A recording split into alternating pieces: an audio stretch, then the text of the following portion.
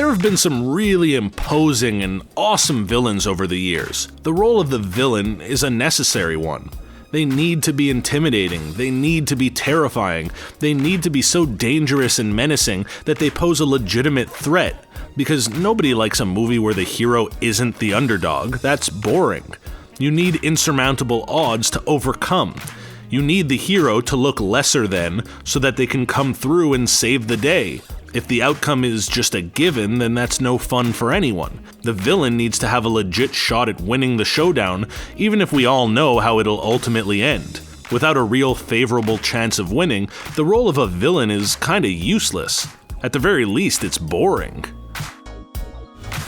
So like I said, we've seen some great villains over the years, but nobody is perfect.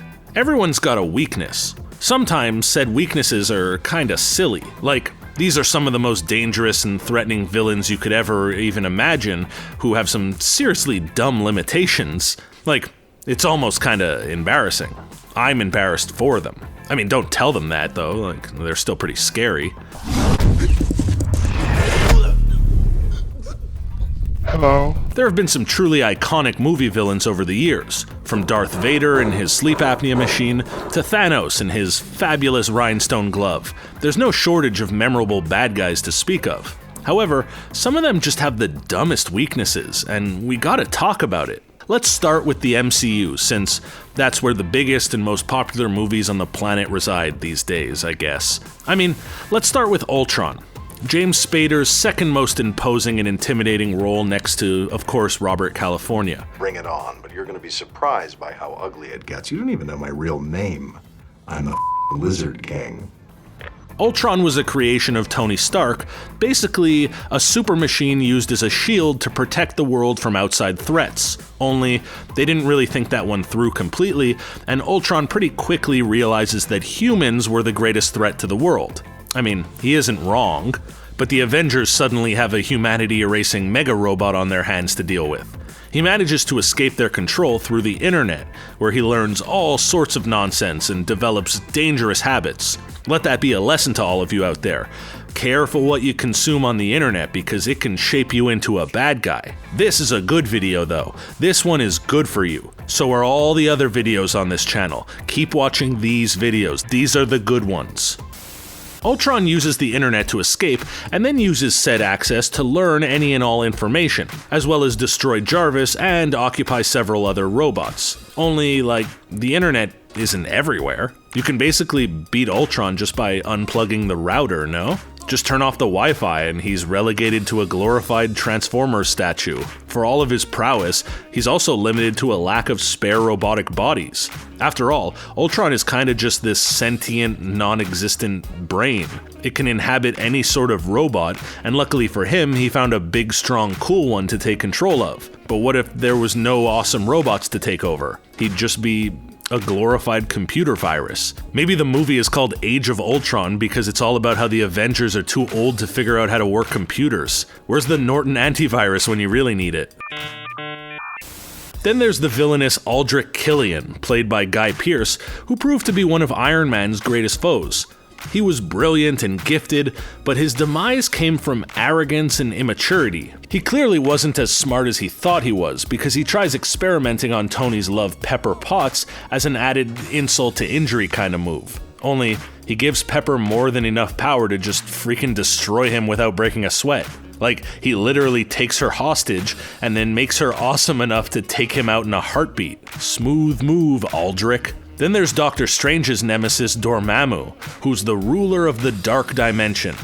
Seems like a daunting job title if you ask me, but hey, I guess someone's gotta do it, right? He's this enormous nightmare entity who could literally destroy worlds. Definitely not the type of character you want to get into fisticuffs with. And Doctor Strange is a bright guy, so he knows that. Rather than fight Dormammu, which would be a fool's mission, Strange uses his brain to outsmart him. For all his imposing and terrifying powers, Dormammu eventually succumbs to a glorified version of I know you are, but what am I? The good doctor traps the bad guy in an infinite time loop, causing the baddie to negotiate a deal where he'll leave Earth alone in exchange for Doctor Strange leaving him alone. He just wants to go back to where he came from and stop being bothered by this insufferable know-it-all. Doctor Strange literally annoys him into defeat. Make this stop! Set me free! There are some other pretty silly villains in the Marvel world that exist outside of the MCU confines. For example, there's the unstoppable Juggernaut. We saw a brief cameo of the big guy in Deadpool 2, but not much is really known about him. Judging by what we saw, though, it's tough to imagine anything that would be able to limit or contain that kind of a monster. However, any fan of the Marvel comics knows that Juggy's powers are given to him through the Crimson Gem of Sidorak, so he isn't entirely legitimate. He's using a performance-enhancing substance to get so big and strong. Somebody put an asterisk next to this guy's home run records. Then there's Doctor Doom. While he's as dangerous as they come, he also has an incredible self-esteem issue and as a result is so easily manipulated. For such an evil genius, all it takes is to question the guy's pride even the slightest bit and it'll throw him into a frenzy. It's like Jim messing with Dwight how easy it is to get under this guy's skin. Welcome to the Hotel Hell. Check-in time is now, check-out time is never. Not exactly a strong mental game from one of the franchise's most feared threats. Now let's venture away from Marvel and take a look at their slightly less popular cousin, the DC world. Undeniably the most iconic villain of the whole studio, and perhaps even any studio anywhere, is the Joker. There's been countless memorable performances, and they continue to drop to this day.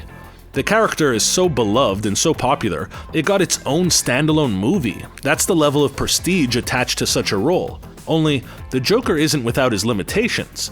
Namely, he's completely and utterly insane. While that's technically what makes him such a dangerous threat, it's also a weakness when you're unable to keep a solid grasp on reality. This affects his decision-making, his ability to plot out proper schemes and crimes, and his general motivations are often questioned.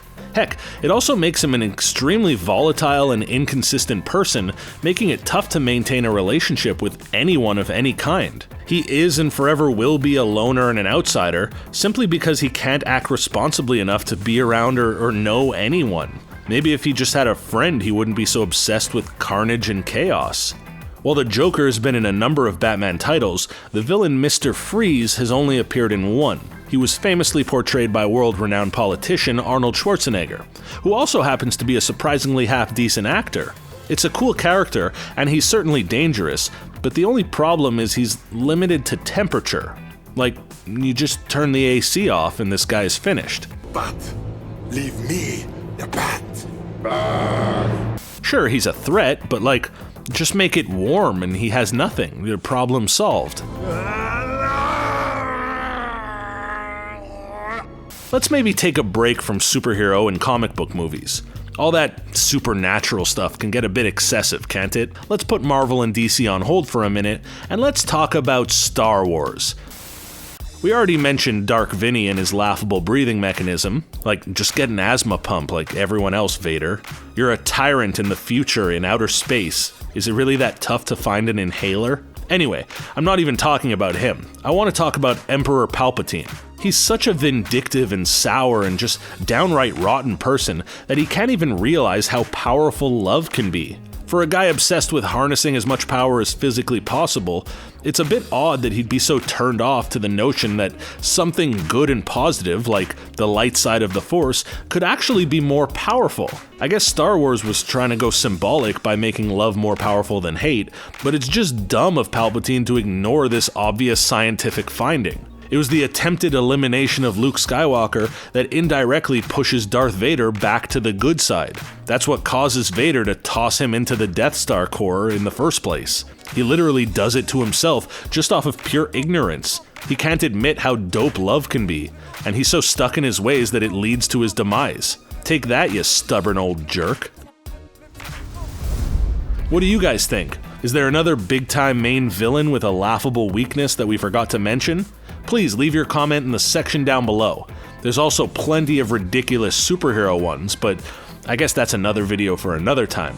I mean, kryptonite? What even is that crap? Anyway, before you go, make sure to hit that thumbs up button because it makes us feel happy, and make sure that you're subscribed to ScreenRant to stay up to date on all of our latest releases.